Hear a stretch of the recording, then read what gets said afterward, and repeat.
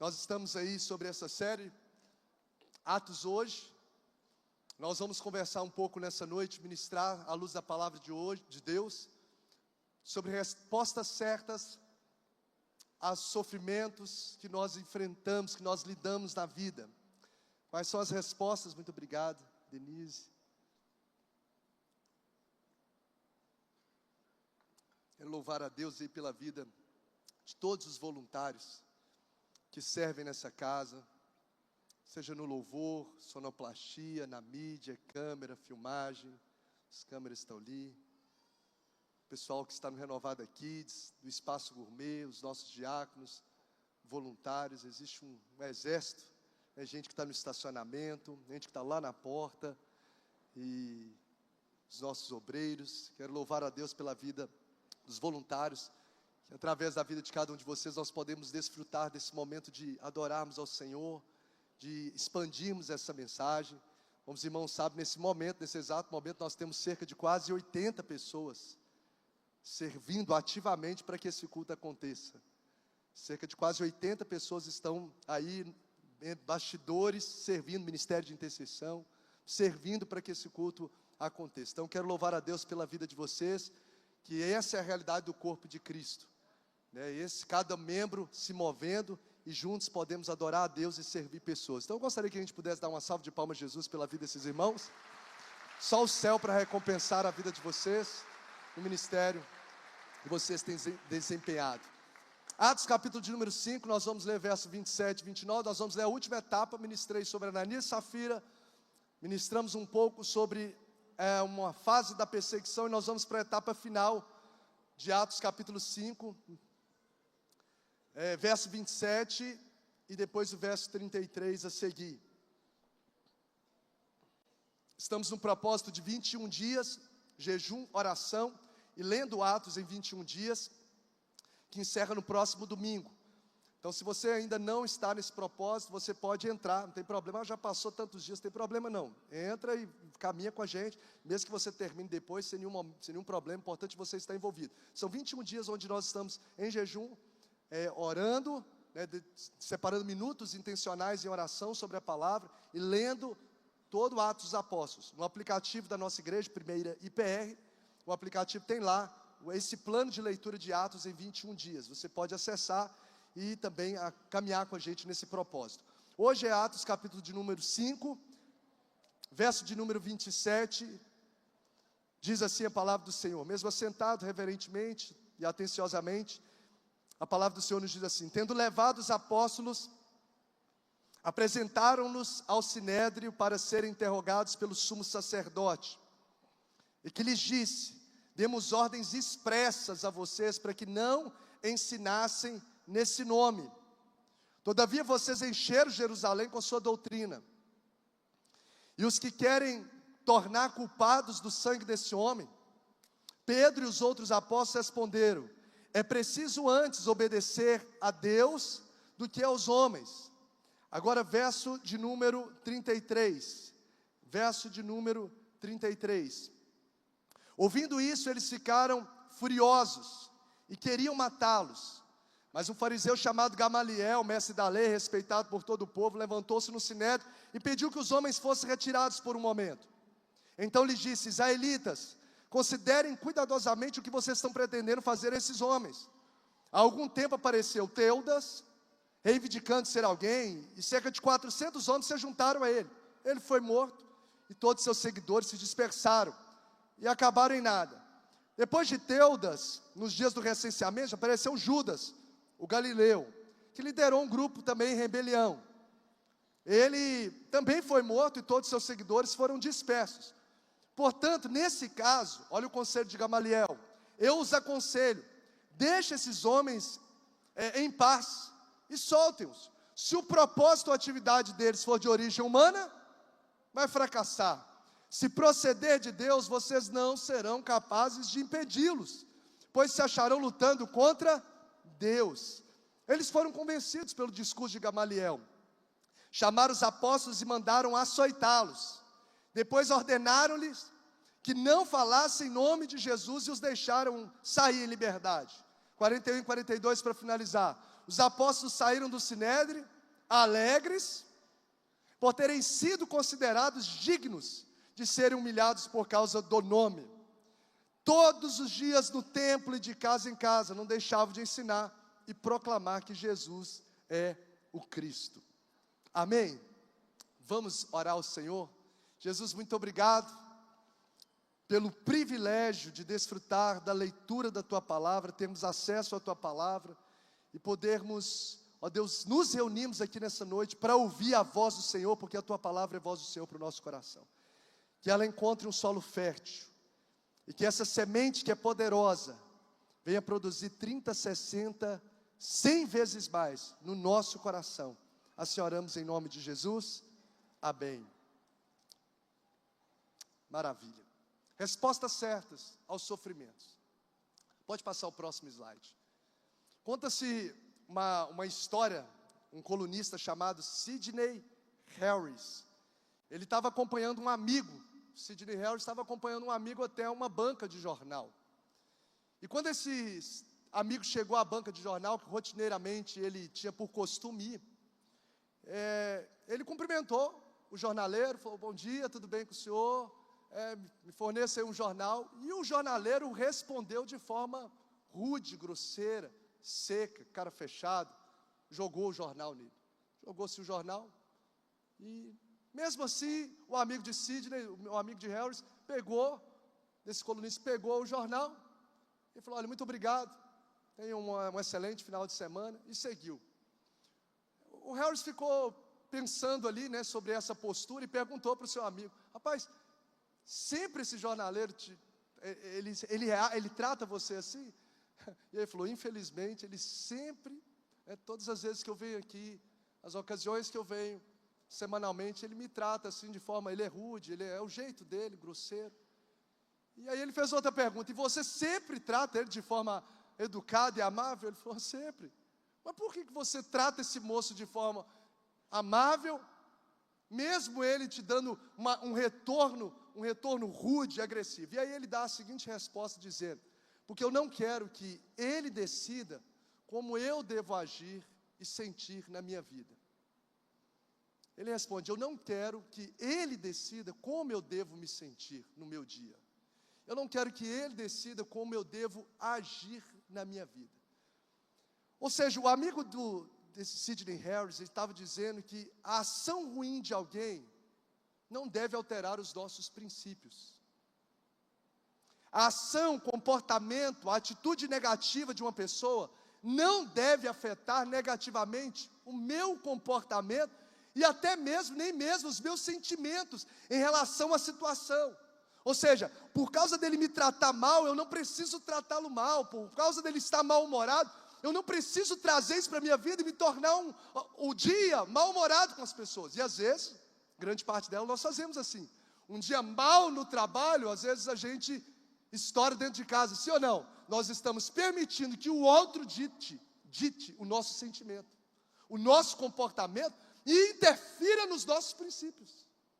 Então, o que esse amigo do Sidney aqui estava ensinando é justamente sobre as circunstâncias adversas que acontecem no nosso dia, e que às vezes, muitas delas, nós não temos controle. Eu não tenho controle do que o outro vai fazer comigo, do que o outro vai falar comigo, da forma como o outro vai reagir comigo. Essas circunstâncias que acontecem, elas não devem ditar negativamente como vai ser o meu dia. Elas não devem ditar negativamente como vai ser a minha vida, a não ser que eu deixe, a não ser que eu permita que o mau humor dele, a arrogância, a grosseria, a estupidez ou o problema me domine, afete os meus princípios. Então essa atitude ruim de uma pessoa para comigo não deve me conduzir emocionalmente ao mesmo lugar que ela se encontra. A atitude ruim de uma pessoa para comigo não deve me conduzir ao mesmo lugar que essa pessoa se encontra. E analisando essa história narrada do Sidney Harris, esse colunista com o seu amigo, a gente precisa começar a fazer algumas perguntas sobre como nós lidamos, por exemplo, com as críticas das pessoas que nos ferem. Quando alguém te fere, quando alguém te critica, quando alguém fala algo, uma inverdade, como você lida com isso no seu comportamento, na sua reação e nas suas palavras. Como nós fazemos isso? Essa situação nos faz pensar sobre como nós reagimos, por exemplo, a um sofrimento, a uma adversidade, seja algo que acontece inesperadamente, como nessa situação, ou de forma injusta, ou de forma imprevisível, como nós reagimos. Porque a nossa forma de sentir precisa ser analisada se ela está sendo ditada pelo problema que está acontecendo comigo, ou se ela está sendo governada pelos princípios que eu carrego. O problema que eu estou vivendo, ele está me afetando ao ponto de governar as minhas emoções, os meus sentimentos negativamente, ou são os meus princípios que estão governando? Ou seja, você e eu, queridos, nós não podemos controlar tudo que acontece na nossa vida. Você e eu, nós não podemos controlar tudo que acontece no nosso dia, mas nós podemos controlar a forma como nós reagimos, respondemos.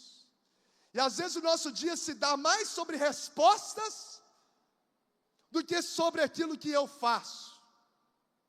Um atraso, um imprevisto, uma situação. O nosso dia, a nossa vida às vezes se dá mais sobre respostas, um deserto, uma enfermidade, uma crítica, uma demissão. A nossa vida às vezes é regida mais por respostas do que de fato sobre o controle daquilo que eu faço.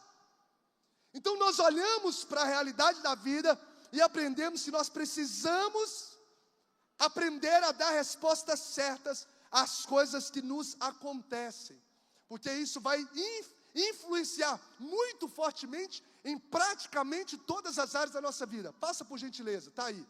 A forma como nós reagimos, olha só, a forma como nós respondemos. Alguém falou mal, um funcionário falou mal de mim. Alguém me tratou mal no trânsito, eu recebi uma notícia ruim, estou passando por um problema. A minha forma de reagir aos problemas, às situações, às pessoas, primeiro, faz o quê? Forja o nosso caráter. Então, quando eu escolho, por exemplo, responder uma pessoa que me tratou de forma rude, colocando o princípio bíblico à frente, a resposta branda desvia o furor, eu estou forjando o meu caráter, sim ou não? Se eu respondo com sabedoria, eu estou forjando um caráter forte. Mas se eu decido responder essa pessoa na mesma moeda, com grosseria, eu também estou forjando o meu caráter, que não vai ser parecido com Jesus. Então a forma como eu reajo às situações e aos problemas, elas estão forjando o nosso caráter. Se eu fujo dos problemas, se eu tranco no quarto, se eu reajo com medo e não com fé, está forjando o meu caráter. Segundo o impacto da forma como a gente responde, influencia as pessoas. Ou seja, as nossas respostas às injustiças, elas podem inspirar pessoas ou podem desanimar pessoas. Por exemplo, o Harris aqui da história inicial, o amigo aí que foi lá junto que foi com seu amigo à banca de jornal, ele ficou impressionado, inspirou a vida dele, a forma como ele lidou com essa situação. Então a forma como eu reajo a um problema vai influenciar as pessoas que me cercam, vai influenciar o meu casamento, vai influenciar a vida dos meus filhos, o que eles vão fazer quando eles passarem por situações semelhantes. Está dando para entender, gente, sim ou não? Amém ou não amém? Além disso, olha tudo na forma como a gente dá respostas. Ele impacta o nosso futuro, ou seja, não é só como vai ficar o meu dia hoje, a forma como eu lidei com esse imprevisto, mas muito de uma ansiedade futura, ou quem sabe de uma depressão futura, se desencadeia lá na frente, por causa de não saber dar uma resposta tão assertiva de um problema no presente. O problema gerou um trauma e você mergulhou nesse problema e passou pouco tempo, isso levou você a viver, quem sabe, uma depressão. Você, diante de uma situação, ficou muito preocupado, isso levou você a uma ansiedade. Por quê? A forma como reagimos, uma palavra de alguém dura, a forma como reagimos, ela vai impactar o futuro. Há uma fala de um pai, impacta o futuro. Olha como isso é muito contundente. A forma como reagimos, eu coloquei eleva, mas a gente pode colocar que impacta, pode ser positivamente ou negativamente. A nossa vida espiritual, porque se eu dou reações parecidas com Jesus, por exemplo, o fruto do Espírito, amor, alegria é uma forma de reagir, paz é uma forma de reagir, longanimidade é uma forma de reagir, paciência na situação, benignidade, tratar o mal, pagar o mal com o bem, bondade, domínio próprio é uma forma de reagir, você precisa se dominar. O que você está colhendo quando você decide dar respostas alinhadas aos seus princípios e não à situação, às pessoas? Você pode elevar, edificar a sua vida espiritual. Você vai se tornando, e eu vou me tornando cada vez mais parecido com Jesus. Tudo a partir da forma como nós reagimos, respondemos aos desertos, às enfermidades, às perseguições, aos problemas, às difamações. Afeta isso aí. E não só isso, revela em quem confiamos. Diga comigo, a forma como eu reajo revela em quem eu confio. Vamos juntos falar essa frase? A forma como eu reajo revela em quem eu confio. Mais uma vez, a forma como eu reajo revela em quem eu confio. Olha só, a resposta que eu dou revela em quem. Se eu reajo com medo, isso revela que eu estou confiando em quem? Muitas vezes em mim mesmo, nas minhas limitações, porque eu vejo que eu sou limitado, que não há situações que eu não consigo resolver, eu reajo com medo. Mas se eu reajo com fé, mostra onde está a minha confiança. A minha confiança está no meu Deus. Então a forma como eu reajo revela em quem eu confio. Tudo isso a partir de dar resposta. Eu tenho certeza que 100% das pessoas que estão aqui estão passando por alguma situação, sejam de níveis mais situações adversas, ou estão lidando com problemas, seja com pessoas, seja com enfermidades, seja, enfim, problemas, circunstâncias, sofrimentos, talvez que você semeou, talvez de forma imprevisível, como aconteceu com Jó, talvez de forma inesperada, como aconteceu com José, sem muita explicação, porque tem problemas que nós mesmos semeamos, mas existem problemas que a gente não sabe o porquê. Precisamos aprender a descansar na soberania de Deus e dar respostas certas quando eles chegam, como aconteceu com Jó. Não foi a mulher dele que ditou o comportamento dele, não foi os amigos dele que ditaram a reação dele, não foi o problema doloroso que ele viveu que ditou a postura dele, foi a presença de Deus, foi os princípios da palavra. E a forma como reage influencia isso. Vamos ler esses pontos aqui juntos para a gente gravar?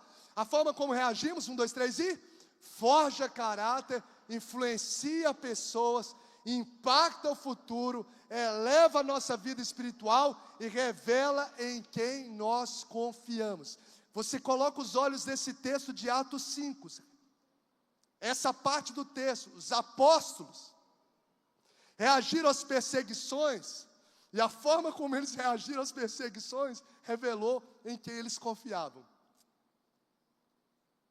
Eles apanham e saem alegres, são libertos da prisão e continuam cumprindo o chamado pelo qual eles foram presos. Esses apóstolos aqui, nesse texto, todos estão presos, não é só Pedro e João como na primeira vez, agora todos estão presos, eles estão debaixo de uma perseguição, como eu disse há 2 domingos atrás, sobre uma perseguição injusta, porque eles não foram presos, porque eles estavam roubando, porque eles estavam mentindo, porque eles mataram alguém, ou por qualquer crime, eles estavam presos por ensinarem sobre Jesus, por pregarem sobre o amor de Deus. Eles estavam presos por causa do nome de Jesus. Eles estavam presos porque estava curando no nome de Jesus. Curou o paralítico de 40 anos, foi preso. Eles estavam presos porque estavam ensinando no nome de Jesus. Eles foram presos porque estavam ajudando pessoas. Ou seja, um sofrimento que eles estavam enfrentando, aos olhos humanos, é justo? Não, injusto. Estavam praticando o bem e recebendo o mal. O que os apóstolos estavam vivenciando, socorrendo pessoas e etc. Agora, o que me chamou o tempo todo a atenção nesse texto, e para mim foi uma escola, foi a resposta que eles dão às injustiças dos líderes religiosos desse texto. O que me gritou no coração, que me chamou a atenção, é a resposta que esses apóstolos, que a gente precisa aprender, eles dão ao sofrimento injusto. É a resposta que esses apóstolos, a forma como eles reagem, quando as pessoas tentaram resistir ao chamado dele, falaram: vocês não vão pregar. O que me chama a atenção é como esses apóstolos reagem quando o sofrimento físico, porque eles tomaram lambada no lombo mesmo. Eles apanharam, levaram açoites. E a forma como eles reagiram debaixo de chicoteadas.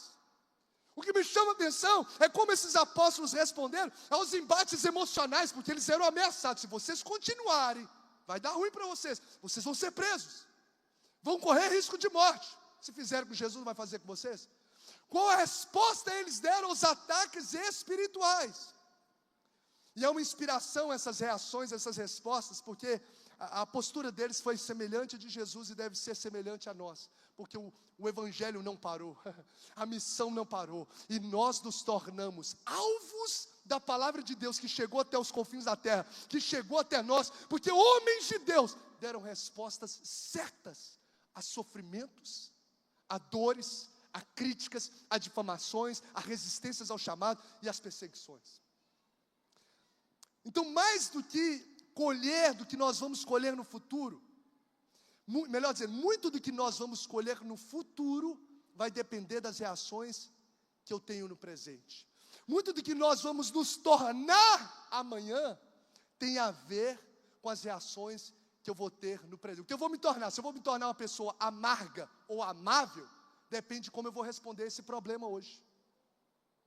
Se eu vou me tornar, talvez, uma pessoa cheia de medos e traumas, ou cheia de fé inspiradora, vai depender de como eu e você vamos lidar com o problema de hoje. Então, aquilo que nós vamos nos tornar, tem a ver com as respostas que a gente está dando hoje. Permita-me rapidamente dar o panorama do que está acontecendo com o texto, porque se a gente, quando lê rápido, às vezes a gente não pega com todos os detalhes importantes, e a gente vai mergulhar nos aprendizados aqui, as aplicações para o nosso coração. Como eu disse, todos os apóstolos foram presos por pregarem sobre Jesus. Dentro da prisão, Deus envia um anjo. Pedro lá de boa, preso, de boa não, né? Pedro preso, aparece um anjo que abre a prisão, cheio de segurança lá, máxima, e fala para Pedro: Pedro, pode sair, vai meu filho, vai. E quando você chegar lá fora, vai lá e continua ensinando. Lá fora continua pregando. Ou seja, continua fazendo o que você estava fazendo, que te trouxe para dentro dessa prisão. Vai lá e continua. O que Pedro faz? A mesma coisa que você faria, glória a Deus, né? Se você foi preso por estar pregando e agora te solta e fala: continua pregando. Ele saiu e continuou pregando.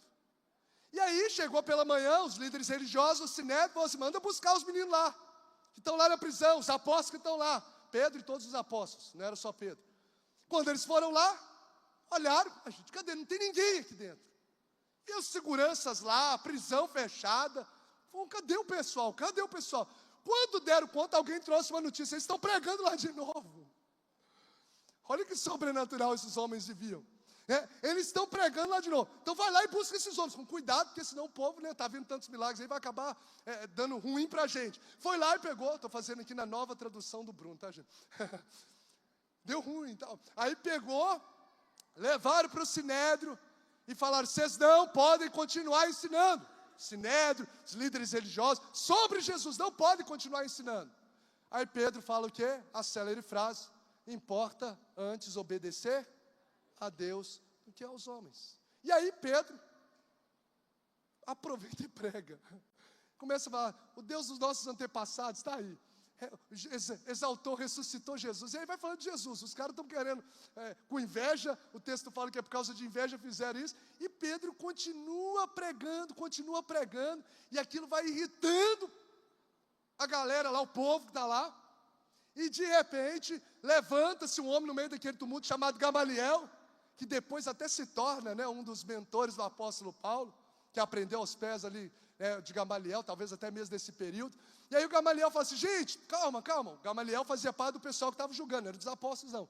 Pessoal, dá um tempo aqui, vamos fazer o seguinte: já passou um líder chamado Teudas, um movimento de 400 pessoas, depois morreu, acabou o movimento. Depois teve outro movimento de Judas, né, os Iscariotes, o Galileu, também acabou ali o movimento, não deu nada. Se esse movimento for humano, vai fracassar também, deixa esse povo ir. Se for de Deus, nem adianta vocês resistir. porque se for de Deus, vocês vão estar lutando contra Deus, então não adianta. O pessoal falou, faz sentido. Então vamos liberar, mas antes de liberar, espera só um pouquinho, antes de liberar, vamos dar umas lambadas nele aqui. E aí deram açoitadas deles. Pá! Açoitaram eles. Quando açoitaram, liberaram.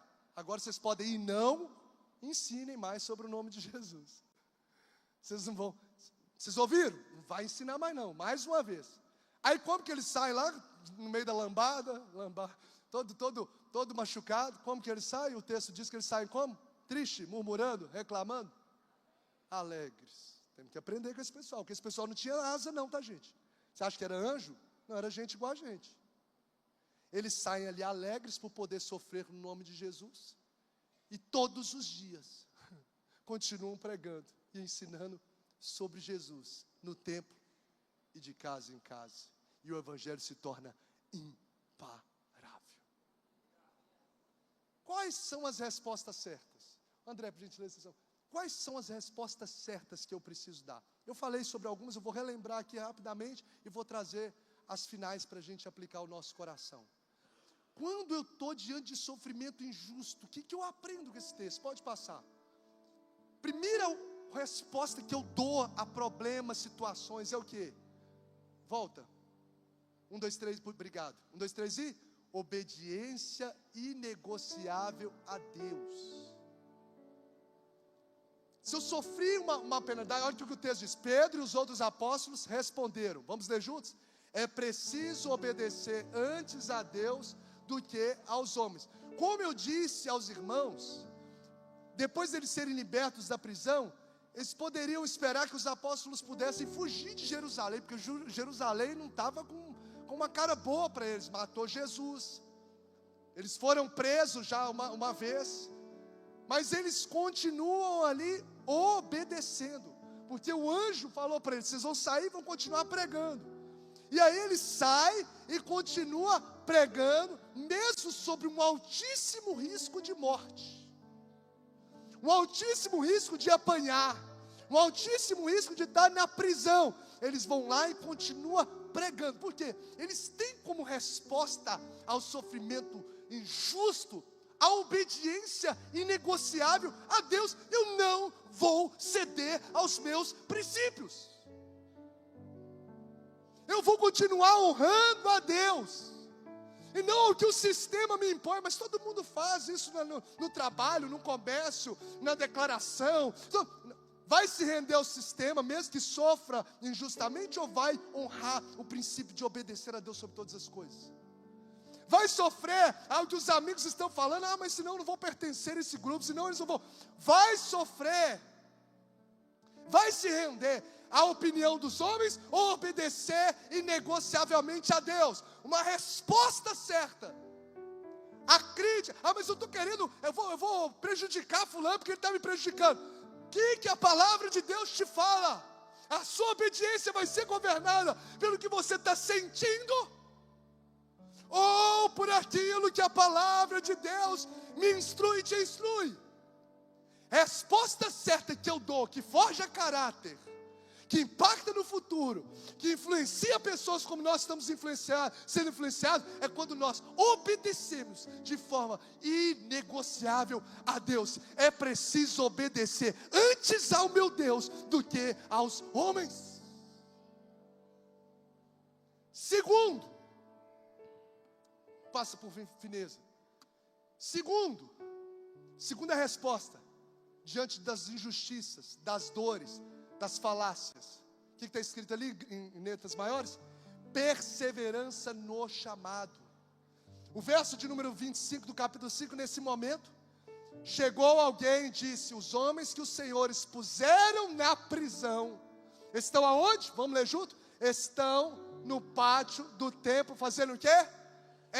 Ensinando o povo. Eles não paralisaram o chamado por causa das perseguições externas, e eles não paralisaram o chamado por causa das decepções internas, como tiveram com Ananias e Safira. Eles não paralisaram, mesmo sabendo, como nós dissemos, essas ameaças, você vai ver que eles prosseguem cumprindo o chamado. Vamos continuar ensinando, mesmo em face ao sofrimento injusto. E aí a gente tira como aprendizado que o que deve ditar, eu aprendi isso, o que deve ditar o ritmo do meu chamado não são as minhas emoções do momento, mas sim a voz daquele que me chamou. Não estou afim, estou desanimado, estou triste, não sei o quê. O que dita o seu chamado, o ritmo do seu chamado? São as emoções do momento, as situações do momento, ou a voz daquele que te chamou, daquele que nos chamou? Uma resposta certa que vai influenciar quem está ao nosso redor, a nossa família, as pessoas que nos servem, é quando a gente persevera mesmo em face aos sofrimentos. Se Deus não falou, eu não vou mover. Então a gente não pode parar de fazer o que Deus nos chamou para fazer por causa dos problemas. Eu não posso interromper o meu chamado por causa de problemas externos ou por causa de problemas internos. Não devem ser as circunstâncias que vão ditar o ritmo do nosso chamado, mas sim a voz daquele que nos chamou. Não é qualquer coisa, estou triste. Que Deus falou com você: ô Elias, sai dessa caverna, meu filho. Estou desanimado, estou preocupado. Elias, dá a resposta certa. Não é pelo que você, não são as ameaças que vão parar o seu chamado, não são os seus medos, não deixa parar, não é o desânimo, não deixa as suas emoções governarem. O que vai governar é a voz daquele que te escolheu desde o ventre e aquele que te chamou. Resposta certa que vai forjar nosso caráter, que vai fazer a gente crescer espiritualmente e vai impactar o nosso futuro, porque o que eles fizeram impactaram a nossa vida. Próximo, essa aqui que nós falamos no domingo retrasado. Vamos juntos ler? Concentração na missão e não na oposição. Esse nós conversamos. Claramente, concentra-se, diga para quem está do seu lado, concentra-se na missão, não na oposição. Olha só, então o sumo sacerdote e todos os seus companheiros, membros do partido dos saduceus, ficaram cheios de inveja. Oposição cheia de inveja. Pedro e os outros apóstolos responderam: é preciso obedecer antes a Deus do que aos homens. O Deus dos antepassados ressuscitou a Jesus. E aí segue, eu até coloquei aqui o SS, pra você saber que ele segue falando sobre Jesus. Ou seja, quando os camaradas começaram a tentar criar oposição, resistência contra ele, Pedro não gasta tempo. Isso me chamou muita atenção. Pedro, ele não perde tempo falando mal dos invejosos. A gente fala assim: vocês que são invejosos, vocês que estão querendo estar aqui onde a gente está, vocês que queriam ter uma multidão. Não, ele não gasta tempo falando de invejosos. Ele concentra na missão, ele vai falando de Jesus. Ele continua dizendo: não, Deus ressuscitou, Jesus, ele foi exaltado, Jesus, é isso. Ele concentra na missão, continua seguindo. E às vezes suga tanta nossa energia, a gente fica falando de quem está falando do problema. Foca na missão, meu filho. Pare de falar do problema e comece a falar daquele que governa a sua história, os seus problemas e a nossa vida. Concentra na missão. Porque se você e eu formos tentar o tempo todo concentrar na oposição, essa é uma forma do diabo fazer. Nós não vamos chegar onde Deus quer que a gente chegue, porque o diabo, ele cria distrações, quer sugar a sua energia. Eles não. Os homens estão falando lá, cheio de inveja, ele está pregando de Jesus, está pregando, entra para dentro do sinédrio, prega de Jesus, sai do sinédrio, vai para a porta do templo, prega de Jesus, depois é liberado, todo machucado, e vai de casa em casa, e vai no templo, e prega sobre Jesus, concentrando na missão. E aqui é uma lição que nós tiramos para o nosso coração: aprenda a desconsiderar a inveja daqueles que não suportam o seu crescimento. Aprenda a desconsiderar a inveja de quem não suporta o seu crescimento. Não gaste energia com invejoso, não invista tempo falando mal de invejoso. Não caia no mesmo nível que ele, não desça ao mesmo nível que ele. Se ele está te criticando, quando você começa a criticá-lo, você está descendo no mesmo nível que ele. Vamos aprender com um amigo de Harris. Não vou descer no mesmo nível, não vai ser ele que vai ditar os meus princípios ou afetar os meus princípios. Quarto, pode passar, esse é mais um aprendizado, mais uma resposta certa, desafiadora, mas possível, porque eles tiveram. Qual que é a resposta certa? 1, 2, 3 e alegria ultra circunstancial. Chamaram os apóstolos e mandaram açoitá-los. Os apóstolos saíram do sinédrio, o quê? Alegres por ter... Vamos ler juntos essa frase depois da vírgula, 1, 2, 3 e... alegres por terem sido considerados dignos de serem humilhados por causa do nome. Eles saem alegres. Eu estava lendo esse texto e vi um comentário de D.A. Carson, da Bíblia de Estudo de Thomas Nelson, e ele coloca lá que os açoites tratavam-se de 39 açoites. 39, provavelmente administrados com um chicote de couro. Alguém já apanhou aí? Com vara só de goiabeira, né? De goiaba lá. E com o cinto do pai. Não, sei que não. Glória a Deus. Olha o monte de auréola que eu estou vendo aqui, ó. Os anjinhos de Jesus. Olha o que ele segue dizendo. A Misná judaica, que era uma estrutura de compêndio de estudos deles, diz para, olha só, para administrar os açoites era assim. Como eles administravam esses 39? Um terço das chibatadas ia no peito, um terço no peito e 2 terços nas costas. Ou seja, 13 chibatadas. Quem que dava essa chibatada? Eram os meninos de 10 anos, 12 anos, fraquinho? Quem eram? Soldados romanos. Então você imagina a força.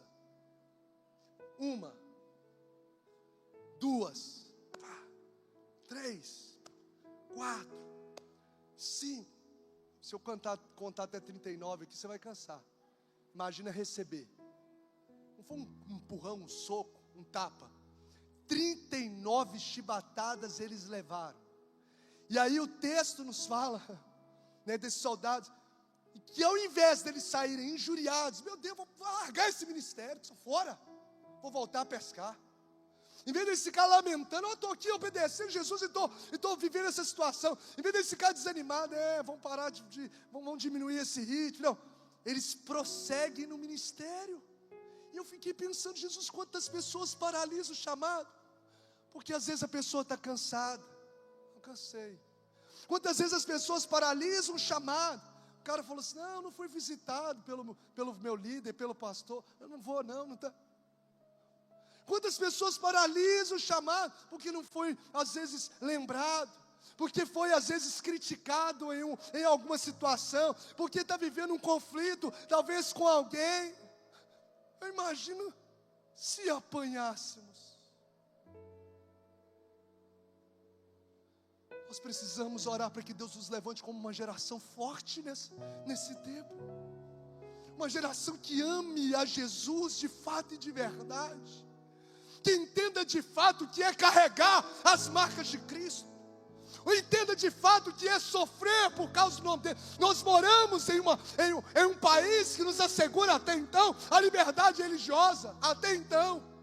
Segundo o artigo 5º da Constituição Federal, se me falha a memória, que nos dá essa liberdade de reunirmos. Mas existem milhares, se não milhões de cristãos nesse mesmo tempo, que não podem ter uma página da Bíblia dentro de casa, porque se encontrarem falando sobre Jesus, vendo algo, tendo uma Bíblia, são literalmente açoitados. E às vezes nós, diante da nossa liberdade, não conseguimos honrar a palavra de Deus, perseverar. Qualquer coisa tira a gente do lugar, qualquer coisa tira a gente do chamado, qualquer coisa tira a gente da igreja, qualquer problema eu abandono.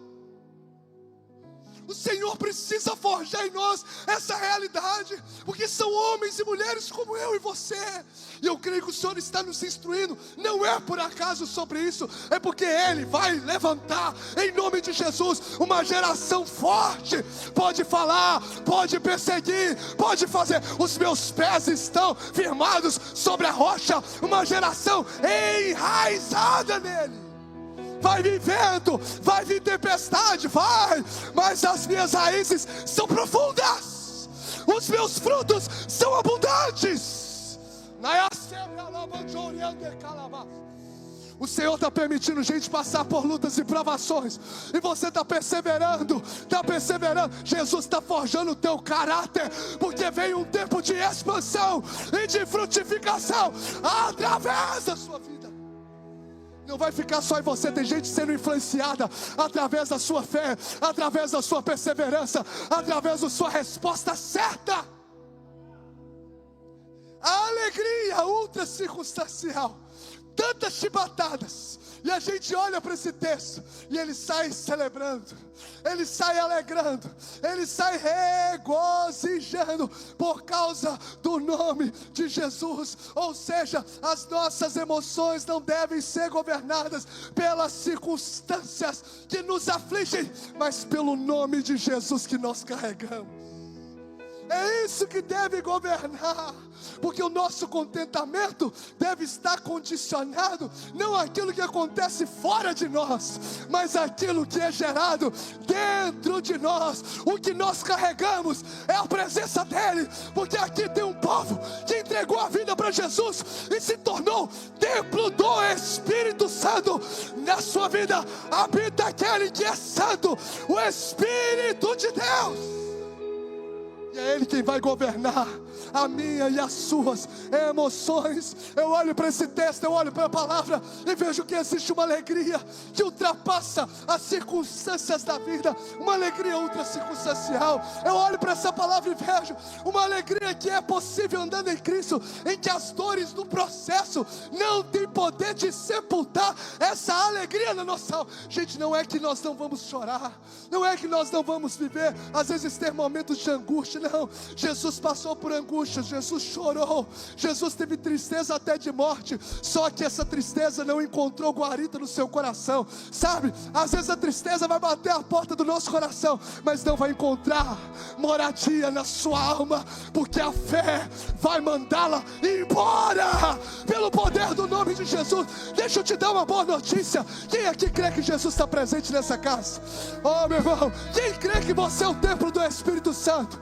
Sabe qual que é a boa notícia? É do salmista do Salmo 116, que diz que na presença do Senhor a plenitude de alegria. Não vai ter espaço para tristeza, não vai ter espaço para depressão, para dor, para angústia, porque você carrega a presença daquele que é a fonte de toda a alegria. Exalte a Ele, exalte a Ele. Porque tem gente que vai estar adorando agora e vai receber renovo. Entrou triste, mas vai receber alegria.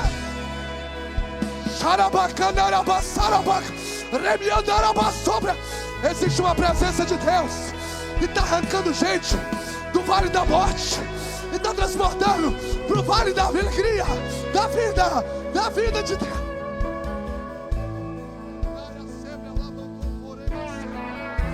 Romanos 15:13, o Deus da esperança os encha de toda a alegria.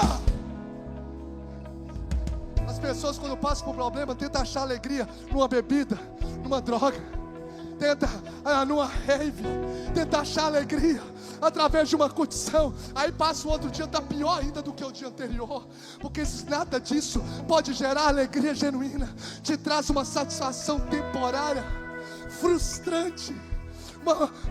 E aí quando você de fato entende, a minha alegria está em Deus, é na presença dEle, é com Ele que eu vou viver essa alegria. Você sai de um lugar como esse, onde a presença de Deus está se movendo, e você sai daqui com uma alegria que vai perdurar na segunda, na terça, na quarta, na quinta, na sexta, no sábado, no domingo. Por quê?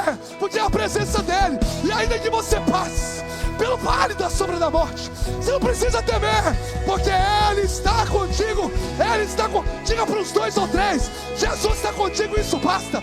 Diga para os 2 ou 3, seja um profeta, meu filho. Diga aí, diga, Jesus está contigo, e isso basta. Eu sinto Deus movendo nessa casa, fazendo forte ao cansado, multiplicando a força de quem não tem nenhum vigor. Os jovens se cansam e se fatigam, e os moços exaustos caem, mas os que esperam no Senhor renovam as suas forças. Vai subir sim, com águias como águia. Corre e não se cansa, caminha e não se fatiga.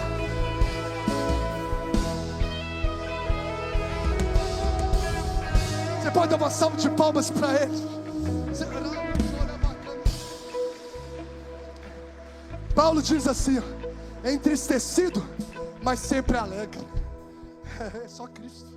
Paulo diz assim em 2 Coríntios 6,10: pobres, mas enriquecendo a muitos. Sabe o que é isso? Com quem que os discípulos aprenderam? Com o próprio mestre. Mateus 5,10, verso 10 a 12, que diz assim: bem-aventurados, extremamente felizes serão quando por minha causa os insultarem, perseguirem e levantarem todo tipo de calúnia contra você.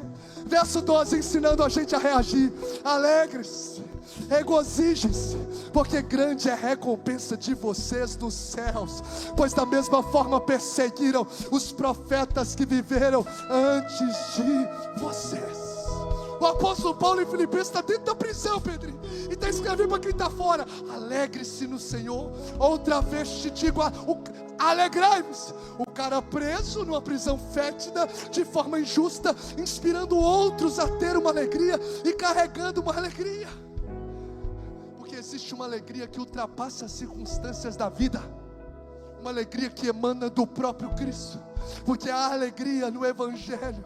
O Evangelho é boa nova de grande alegria. Lucas 2,10. O reino de Deus do qual nós nos movemos, a Bíblia diz em Romanos 14,17: receba no seu espírito, porque o reino de Deus não é comida e nem bebida, mas justiça, paz e alegria no espírito. Se não bastasse, o Evangelho é boa nova de alegria. O reino de Deus é alegria no Espírito. O fruto do Espírito é amor, paz e alegria. E a ordem de Deus é: alegrai-vos no Senhor. Outra vez vos digo, alegrai-vos. Você vai sair daqui com uma satisfação inexplicável, uma alegria ultra circunstancial. É quando você olha e fala: meu Deus, era para eu estar perturbado, era para eu estar trancado, era para eu estar doido, mas eu estou em paz, eu estou fortalecido, porque a presença de Deus gerou essa alegria ultra circunstancial. E a gente finaliza, pode passar o próximo. Resposta certa, vamos lá, para a gente finalizar. Pode passar o próximo, por gentileza. A outra resposta é confiar na soberania. Gente, qual a resposta certa que eu dou numa calúnia? Qual a resposta certa que eu dou ao sofrimento, ao problema? Confia na soberania. O que é soberania? Deus está no controle de todas as coisas, e todas as coisas cooperam para o bem daqueles que amam a Deus. Você está lá preso, obedecendo, descansa. Se está andando nos princípios, descansa. Deus vai cumprir as promessas. Estou preso injustamente, mas durante a noite há uma intervenção divina. Deus envia um anjo do céu para poder trazer resposta na terra. Aí ele está lá no meio dos homens, todo mundo querendo ameaçar e apedrejar. Deus levanta do nada, entre aspas, um homem chamado Gamaliel, para ser um instrumento de Deus, para trazer livramento para esses homens. Sabe, Deus colocou no meu coração: Deus vai fazer tanto o sobrenatural, Deus vai usar anjo para mover os céus, para abrir portas que estão tentando travar a sua casa, a sua família, a sua história. E Deus vai usar pessoas, receba isso. Deus vai usar gente na terra que você nem conhece. Quem é esse Gamaliel até então? Quem é? Gente que você nem conhece. Deus vai usar gente que você nem imagina, para ser resposta de Deus para situações que você está passando. Deus vai, confia no governo de Deus. Confia no governo de Deus. Deus vai transformar aquilo que é maldição em bênção. Tentaram paralisar o sonho de Deus na vida de José. Pode jogar no poço, pode vender como escravo, pode molhar a sua túnica de sangue e fingir que ele está morto, pode inventar história, mulher de Potifar, e ele ficar injustiçado por muitos anos, mas o Senhor está no controle da história. José olha para os seus irmãos quando assume o governo e fala: fica tranquilo, não foram vocês que me trouxeram até aqui, foi o próprio Deus, a própria mão de Deus. Ei, meu irmão, ande com Jesus em oração, na palavra, na intimidade, e descanse. O Deus soberano está no governo da sua história, e todas as coisas que estão acontecendo está no controle dele. E quando você menos imaginar, o anjo vai aparecer, a resposta vai vir, gente vai se levantar, porque ele honra aqueles que esperam nele. Eu sinto Deus nesse lugar. Coloque-se de pé.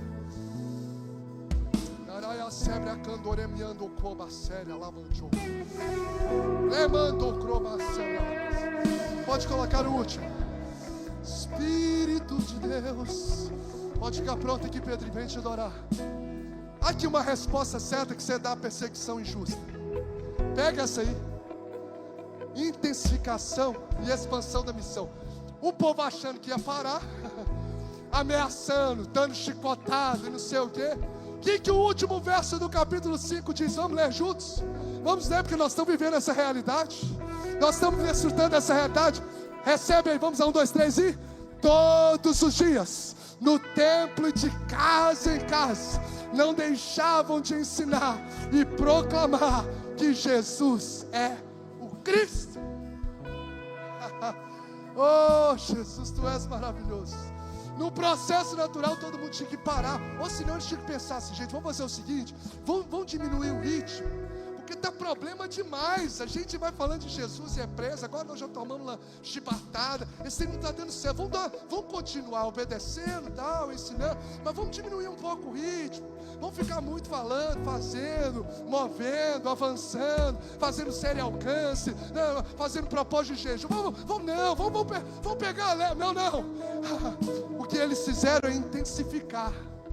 O que eles fizeram é intensificar todos os dias. Agora nós vamos todo dia pregar o nome de Jesus. É no templo e nas casas. No templo e nas casas. As casas se tornarão ambientes de milagre, de resposta, ambientes de cura, de provisão de Deus. E aí põe a última frase, porque eu quero que você receba no seu coração a última frase do slide. Vamos ler juntos, 1, 2, 3 e... 1, 2, 3 e... No ambiente da perseguição, Deus vai gerar expansão. Mais uma vez, no ambiente da perseguição, Deus vai gerar expansão.